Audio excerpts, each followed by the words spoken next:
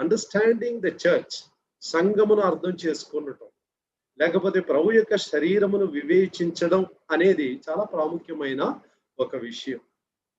దేవునికి మహిమ కలగాలంటే అనేక విధాలుగా కలుగుతుంది. ప్రభువు మనల్ని ఈ లోకంలో ఎందుకు సృష్టించాడంటే తన మహిమ కొరకు సృష్టించాడని యెషయా 43:7లో మనం చదువుతున్నాం.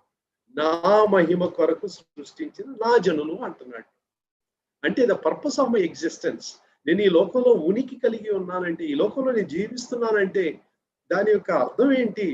నేను ప్రభువును మహింపరచాలా. ఇఫ్ దట్ పర్పస్ ఫెయిల్స్, ఆ యొక్క గురి తప్పిపోతే I have miss the target, గురి తప్పిన వాడుగా అయిపోతున్నాను. పాపము అనే మాట హఠాత్ అనే పదములో నుంచి వస్తుంది. ఆ పదం యొక్క అర్థం ఏంటంటే గురి తప్పుట. జీవితంలో ఈ గురి తప్పిపోతే అన్నీ తప్పిపోయినట్లే.